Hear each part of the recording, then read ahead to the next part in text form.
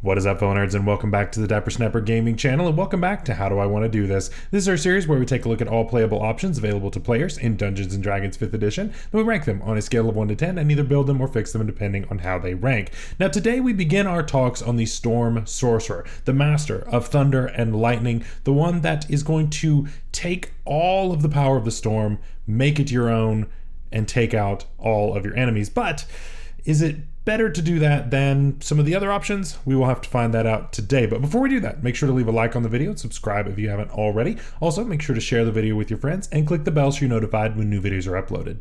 So what is a Storm Sorcerer? Well, it really is kind of what it sounds like on the box, right?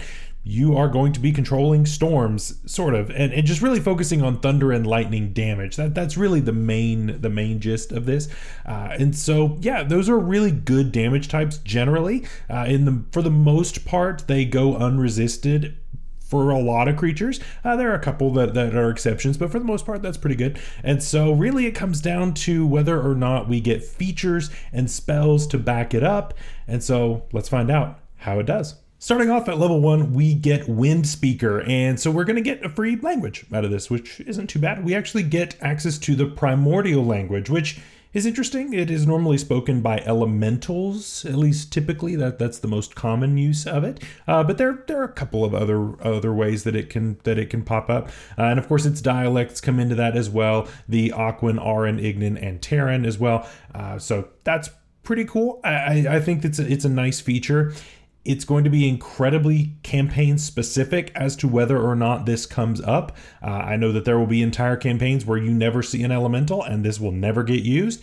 There are some where you see them pretty often and this will come up a lot. So this kind of is hit or miss depending on your situation. So for some campaigns it's going to be higher, for some it's going to be lower. In general, I'm just going to give this a 6 out of 10. Like it's good. It's nothing bad to get an extra language, but it's nothing crazy exciting here, especially because it's not one of the more common languages that you think of. Also at level 1, we get Tempestuous Magic, and this is more of a battlefield feature, and this helps us out a little bit more here. So with this, we can actually use our bonus action either before or after we cast a first level spell or higher, and use that to fly up to 10 feet in whatever direction we want without provoking opportunity attacks.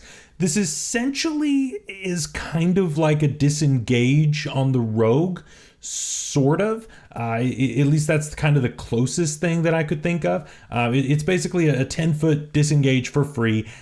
Well, it's not even free, it's just your bonus action, but it is the same thing for the rogue as well. So this really isn't a bad thing, because obviously if you are close enough to another creature that you would need to use this, you're in a bad spot. You don't want to be there because you are a very, very squishy character being a sorcerer. So yeah, this isn't bad. I wish that it were further, but I mean, you know, it's a first level feature. So what do you want to do? It's okay. I think it's fine. I'm going to give this a 7 out of 10. I think it's decent. Being able to get out of melee range is nice, but obviously you could be followed after that as well, and somebody get right back in your melee range. But you know, at least for a turn, it gets you a little bit safer. So it's not too bad. At level 6, we get a couple more features, and the first is Heart of the Storm. With this, we start off by getting resistance to thunder and lightning damage. Not bad. And whenever we start casting a spell that is first level or higher that deals thunder or lightning damage, there is possibly an eruption of damage that we can deal to creatures of our choice within 10 feet of us, and they take damage equal to half our sorcerer level. So a couple things that we get here. Number 1, we get resistance to lightning and thunder damage. That's not bad. How much are you going to run into lightning and thunder damage out in the wild? Depends again on your campaign. I will say that this is probably going to be less often than a lot of other things. As you all know, and I've talked about this a bunch, bludgeoning, piercing, slashing is going to be the most common no matter what. No matter what campaign you're in, that is going to be the most common type of damage that you run into. And so then fire is probably right after that. Thunder and lightning fall a little bit lower when it comes to what is going to be coming at you. And a lot of that is just because there are a lot less spells when it comes to thunder and lightning versus fire. So yeah, there's just a ton of fire options, not as much in thunder and lightning. So yeah, I mean, this is fine. Getting resistance is never going to be a bad thing. when it comes up, it'll be great, and you'll feel awesome. So really, this is starting to feel very campaign specific, if you can tell that. In addition, we're going to deal a little bit of damage around us. So by this point, we're dealing 3 damage to some creatures around us. It's not that impressive, especially since it's going to be a once per turn kind of thing with us casting a spell that is leveled.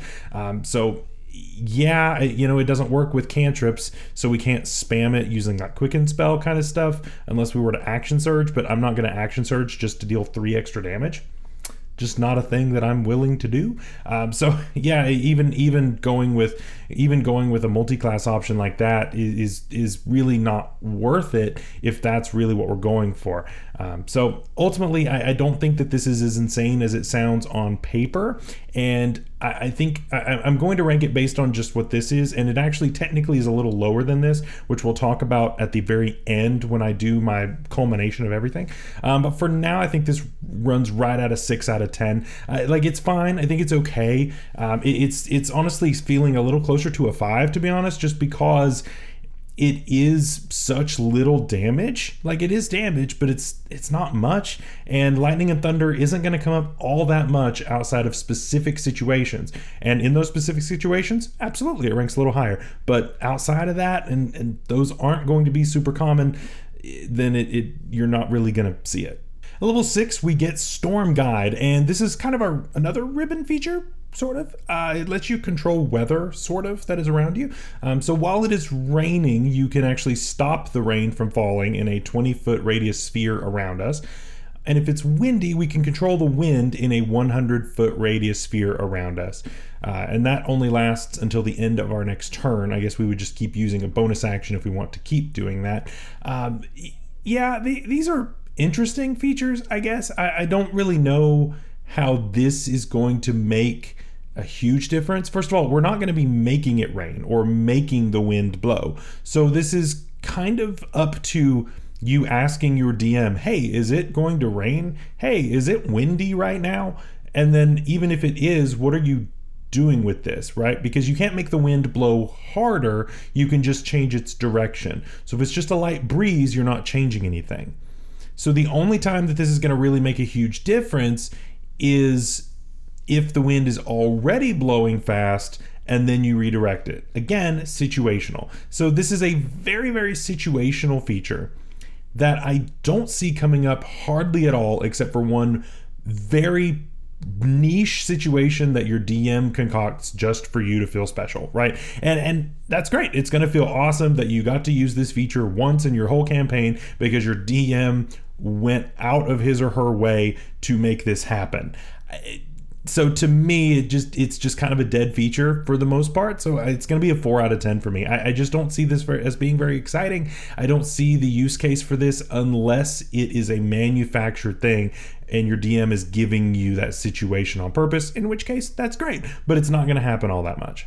At level 14, we get Storm's Fury, and this is interesting, right? So as a reaction, we can deal lightning damage to an attacker that hits us with a melee attack. The damage is equal to our sorcerer level, and that attacker must make a strength saving throw against our saving throw DC, or it is pushed 20 feet away from us, or up to 20 feet away. This is not too bad, right? The damage is our level, so now that is 14 and climbing, if you even get this far in a campaign. And the strength saving throw is not too bad. A lot of creatures are going to be able to pass this, I would imagine. Even though your charisma score should be very high, it should be maxed out by this point, it's very possible that you will actually not get this to go through. Either way, the issue is that this only works on melee attacks, meaning again, you are in the fray. You are in a position you don't want to be. There is nothing about this subclass that gives us armor, that gives us bonuses to anything as far as our defense is. We do not want to be in melee. For this to work, we have to be in a situation that is bad for us. Now, in fairness, we can use our reaction to deal this lightning damage, which is good, right? It doesn't say that we get to negate any of the damage, though. We still have to take the damage. So this is assuming that we survive the hit and then try to get out of there by pushing it away by 20 feet.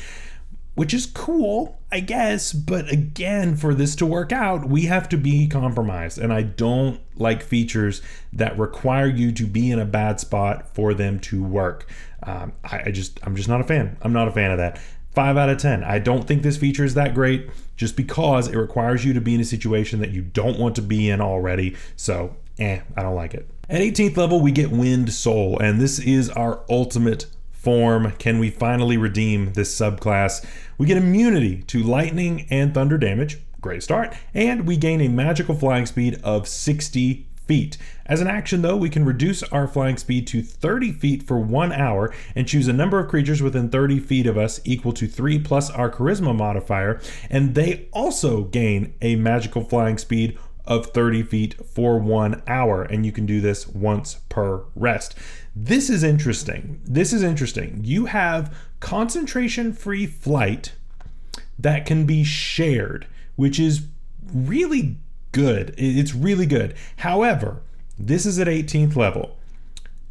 This is at a level where a lot of your buddies probably already have the ability to fly, either by magic or by just some other class feature. There are plenty of clerics that get a flying speed. There are other sorcerers that get flying speeds. There are plenty of these things that get flying speeds. Your barbarian is going to love you, right? This is going to be great for your barbarian. You're going to blow your barbarian's mind. But for a lot of others, you've already got the flying speed. And so that can be a little interesting there. So the 60-foot flying speed is going to be really advantageous. The immunity to lightning and thunder damage, again, is very situational. I honestly would rather have gotten normal flight of just for us equal to our walking speed back at 14th level than have gotten this at 18th level. Even with the ability to share, I still don't think it's worth it. At least for me. You can let me know in the comments if you disagree, but that's just the way that I see it. So to me, it's a 9 out of 10. It's nice because it's so late, I can't give it a 10. It's just too late in comparison to what so many other subclasses get. So what do we think of the Storm Sorcery Sorcerer? As you can tell, I'm not the biggest fan of this subclass, and there's a whole thing about this that I haven't even mentioned yet. It's the fact that we don't get hardly any lightning or thunder spells as a sorcerer. We lose a lot of them. We just don't get access to them. And so for that reason, there's a huge limitation on what it is that we can do. Now, obviously there is transmuted spell, and so that's a thing that can help us out, right, in order to transmute things to lightning or thunder. But the problem with that is that we now have to pay a tax every single time that we transmute something. We have to pay a tax just to exist and to use our features at all, which sounds to me like it's really stupid. I don't like that. I do not like having to transmute spells in order to make them work with your class features, because that is just an extra expense that you shouldn't have to have. You already are super limited in your sorcery points. I shouldn't have to spend a bunch of extra ones just in order for my class to function. And that is a huge downfall here. We don't get an expanded spell list with this sorcerer because it came too early. And so we don't have a whole lot that we can really work with here. I really think that this just falls short. Is there a certain campaign out there where this will go nuts? Absolutely. I think that if you are in a campaign that deals with a lot of thunder and lightning damage, you're going to be doing just fine. You're going to have resistance to it, and that's going to feel really good. However, if you are in most campaigns that do not focus on these things, you're going to feel pretty inadequate in comparison to if you had taken something else. And that's why this thing is going to be a 5 out of 10. I just don't think this has what it takes to be considered a really good sorcerer, unfortunately. And it comes with flaws of the sorcerer kit, and it just doesn't fix them. It just says, hey, look what you could be able to do. And then you look at the sorcerer spell list and you're like, well, I only get a couple of options here, and there's not a whole lot that I really am super excited about. So yeah, it's just lacking a few things. And so we are going to fix that come Friday. So I hope you guys are looking forward to that. Let me know what you thought down below. And until then, stay safe out there, stay healthy. We'll see you later. Bye-bye.